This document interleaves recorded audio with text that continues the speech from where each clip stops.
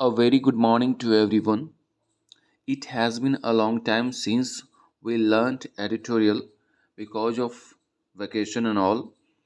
Now this is high time we started once again learning the editorial because it is very important as I have already told you. So without wasting the time, let me start today's editorial and it starts with questionable urgency. The very first thing that we need to understand in this very editorial is what is questionable urgency. Questionable stands for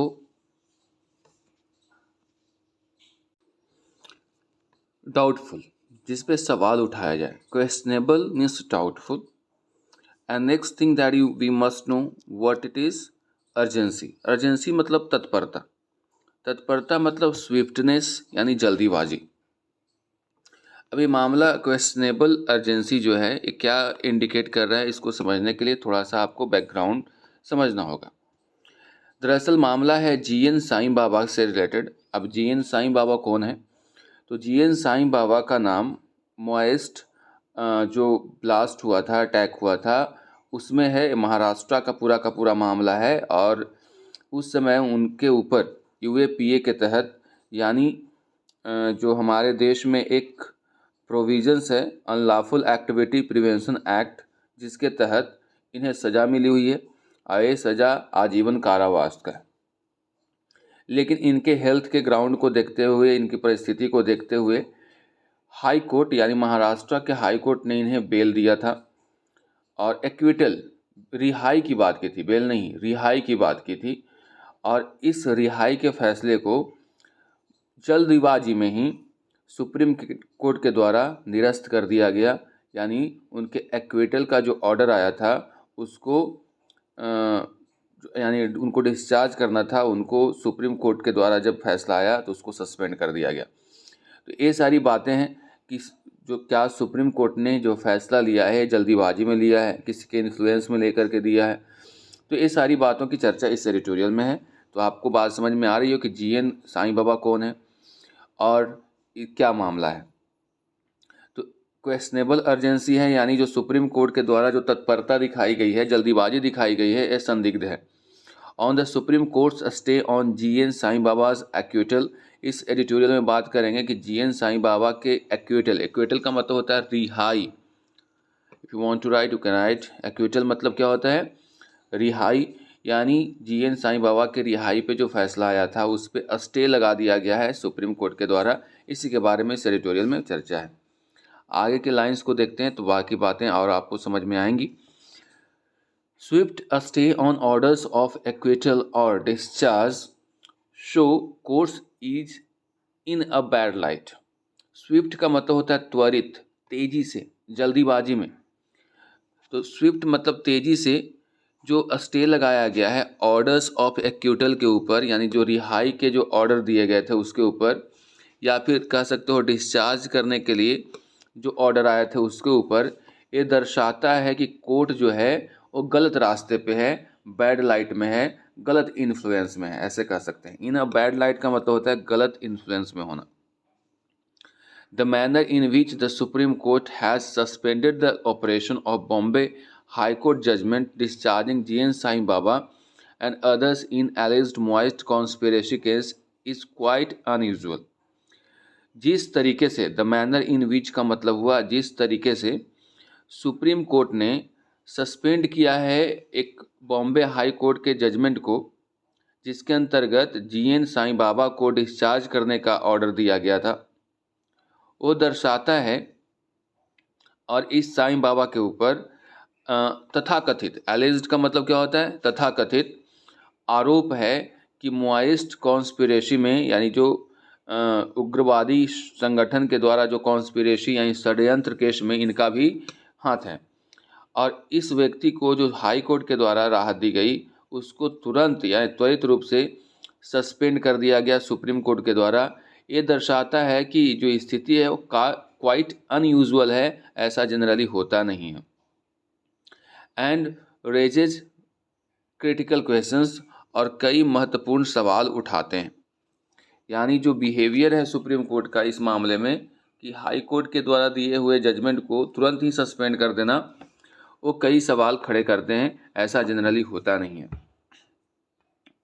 it is true that ये सत्य है कि conviction by a trial court with professor Sai Baba and 4 others being sentenced to life and another to 10 years under Prevention of the Law Activity Act UAPA was set aside by High Court not on merits but only on technical grounds। कह रहा है कि ये fact है कि जो आरोपी हैं प्रोफेसर साईं बाबा और साथ में उनके साथ जो 4 लोग हैं जिनको साईं बाबा को आजीवन कारावास मिली है और बाकी जो 4 लोग नज़र आ रहे हैं वो सब 10 साल की सज़ा उनको मिली है UAPA के तहत। लेकिन यहाँ पे इस बात को पर ध्यान देने की ज़रूरत है कि ये फैक्ट है कि जो UAPA के तहत जो एक्ट है उस एक्ट को दरकिनार करके हाई कोर्ट के द्वारा उनको फैसला सुनाया गया था।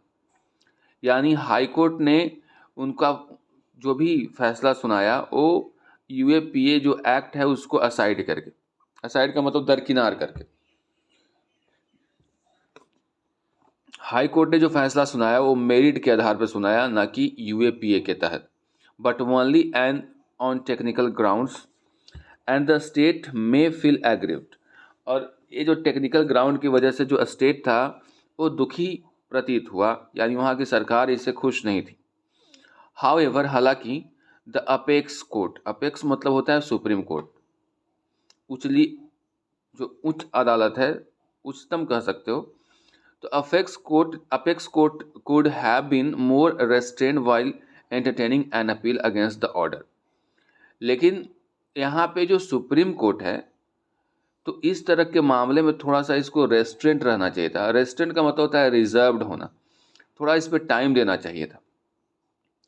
The court showed extraordinary zeal in fulfilling the Maharashtra government's wish to have an immediate hearing।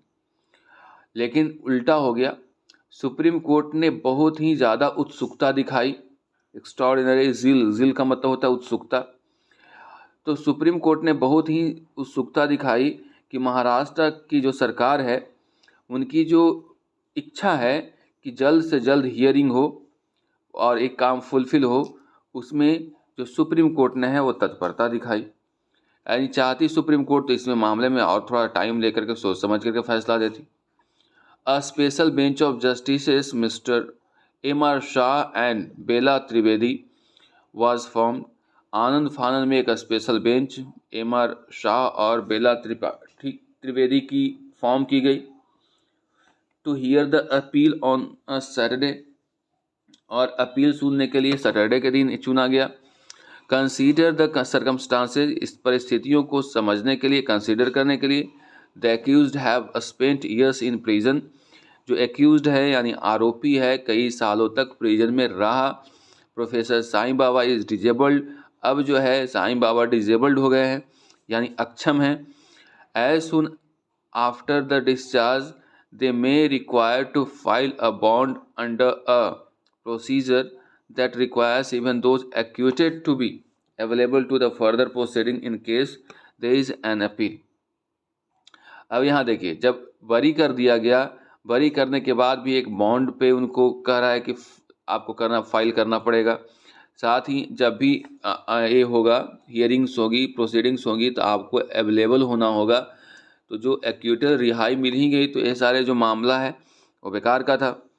It is doubtful whether the court should have responded with such swiftness just to suspend a judgment। अब ये सवाल उठता है, यानी ये doubtful है कि क्या कोर्ट ने ये सारी जो बातें की, इतना जल्दी त्वरित कार्रवाई की, वो इसलिए की कि जल्द से जल्द जो जजमेंट है उसको सस्पेंड किया जाए, हाई कोर्ट का जो जजमेंट है उसको सस्पेंड किया जाए।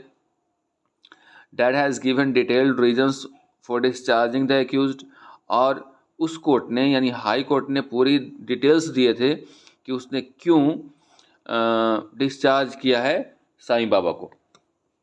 आफ्टर ऑल, कुल मिलाकर के appeals against acquittals are not uncommon. हालांकि जो अपील है एक्विटल के खिलाफ, जो रिहाई हुई है उसके खिलाफ अगर कोई अपील करना चाहता है तो एक अनकॉमन नहीं है, एक कॉमन है। लेकिन जिस तरीके से जल्दीबाजी दिखाई गई, आनंद फानंद में सरकार की इच्छा को फुलफिल करने का प्रयास किया गया सुप्रीम कोर्ट के द्वारा, तो इससे पता चलता है कि जो सुप्रीम कोर्ट भी अब इन्फ्लुएंस में आ चुका है। द जिस्ट का मतलब होता है सार, यानी जो अगर कुल मिलाकर के शॉर्ट में अगर बात करें, निचोड़ जिसको कह सकते हैं, तो निचोड़ of the high court verdict is that, high court के द्वारा जो वर्डिक्ट है उसका निचोड़ ये है कि in the case of 5 accused, 5 लोग, वैसा केस जिसमें 5 लोगों को आरोपी बनाया गया था, जिसमें एक की मौत हो गई है प्रिजन में ही, the sanction for their prosecution under UAPA was invalid, यानी हाई कोर्ट ने कहा है कि जो उनका प्रोसिक्यूशन हुआ है, जो उनके ऊपर केस लगी है और सैंक्शन लगा है यूएपीए का, वो इनवैलिड है, because material was placed before the sanctioning authority and sanction obtained on the same day, कि जो मटेरियल यानी इससे रिलेटेड जो कुछ साक्ष्य थे, प्रूफ थे, वो सैंक्शनिंग अथॉरिटी के सामने उपलब्ध करवाए गए थे, लेकिन उसी सेम डे में सैंक्शन हो गया बिना उस मटेरियल को जांच किए हुए। And that there was no summary of the analysis of the evidence, जो मटेरियल यानी एविडेंस उनके सामने प्रस्तुत किया गया, उसका एनालिसिस का किसी प्रकार का कोई प्रूफ नहीं है। Evidence made by an independent reviewer to assess the grant of sanction. In the case of Professor Sai Baba, cognizance was taken and even a witness was examined before the sanction order arrived. Sai Baba के case में सावधानी बरती गई और यहाँ तक कि जो विटनेस था यानी जो गवाह था उसको भी एग्जामिन किया गया और सैंक्शन ऑर्डर आने से पहले। Rending the entire proceedings wide, ऐसे में पूरा का पूरा जो प्रोसीडिंग्स था वो बेकार था, यानी किसी प्रकार के कानून का ये नहीं किया गया। द गवर्नमेंट में हैव एन आर्ग्यूएबल केस, सरकार के पास एक आर्ग्यूएबल केस है जिसके ऊपर आर्ग्यू किया जा सकता है। Going by section 465 of the CRPC, criminal proceeding court बोलते हैं CRPC को। तो एक सरकार के पास अपना आर्ग्यू करने का एक केस है जिसके अंतर्गत वो हवाला दे सकती है 465 जो सेक्शन है उसका, दैट एनी एरर, ओमिशन और irregularity in the matter of sanction would not validate the trial. इसके अंतर्गत कहा गया है कि किसी प्रकार की गलती अगर होती है, ओमिशन कोई बात छूट जाती है, इरेगुलरिटी होती है इस मैटर में, तो sanction would not validate the trial. तो सैंक्शन जो है यानी जो सैंक्शन है जो लगा हुआ है वो वैलिडेट नहीं करेगा ट्रायल को, वो वैलिड नहीं माना जाएगा, ऐसा कह सकते हैं। Unless there has been a failure of justice as a result, तब तक जब तक इसमें फेलियर जस्टिस का ना होगा तब तक। And that is a curable defect, ये जो डिफेक्ट है, प्रॉब्लम है, इसको क्योर किया जा सकता है, यानी इसको सही किया जा सकता है। However, these issues have been elaborately dealt with by the High Court. हालांकि ये जो मामले हैं वो हाई कोर्ट के द्वारा विस्तार में इसको डील किया गया है। The bench has concluded that when dealing with a special law such as UAPA, every safeguard provided by the legislature, however small, must be zealously protected. कह रहा है हाई कोर्ट के द्वारा कहा गया कि कोई भी अगर थोड़ा सा भी यूएपीए में कोई सेफ गार्ड है, सेफ गार्ड का मतलब सुरक्षा है किसी भी व्यक्ति के लिए, तो उसको अच्छे तरीके से जीरसली प्रोटेक्ट करना चाहिए, उसको बचा करके या उसको यूज़ करना चाहिए, कितना छोटा से छोटा भी क्यों ना हो। 1976 judgement does give Supreme Court the power to suspend an acquittal. 1976 के जजमेंट से सुप्रीम कोर्ट के वो एक पावर है कि किसी प्रकार के रिहाई को सस्पेंड कर सकता है। But as a matter of principle, अगर हम लोग सिद्धांतों की बात करें, द बेनिफिट ऑफ एक्विटल और discharge must not be interdicted by an appellate court without a full hearing. लेकिन अगर हम लोग सिद्धांत की बात करें तो किसी प्रकार के एक्विटल का जो बेनिफिट मिलता है किसी को या डिस्चार्ज का, तो इसको बिना कोई सोचे समझे, उसके बिना फुल हियरिंग के सुप्रीम कोर्ट के द्वारा या क्रिमिनल कोर्ट के द्वारा इसे इनडायरेक्ट नहीं करना चाहिए, यानी इसको सस्पेंड नहीं करना चाहिए। तो कुल मिलाकर के आप इस एडिटोरियल में ये समझ गए होंगे कि मामला है हाई कोर्ट और सुप्रीम कोर्ट का, जहां महाराष्ट्र हाई कोर्ट ये दलील दे रही है कि इस व्यक्ति को फिजिकल ग्राउंड यानी मेडिकल ग्राउंड पे छोड़ देना चाहिए। कई ऐसे कारण भी गिनाया जो कि यूएपीए उसके ऊपर जो लगाया गया वो गलत तरीके से लगाया गया, एविडेंस को अच्छे से एनालाइज नहीं किया गया, और वहीं सुप्रीम कोर्ट बिना इस मामले की हियरिंग किए हुए जैसे ही इसके पास मामला आता है कि उसके एक्वेटल को सस्पेंड कर देता है, जो कि एक सवाल के घेरे में है। और कुल मिलाकर के यही मामला है। आज के एडिटोरियल में बस इतना ही, मिलते हैं अगले एडिटोरियल में। Till then good bye and take care.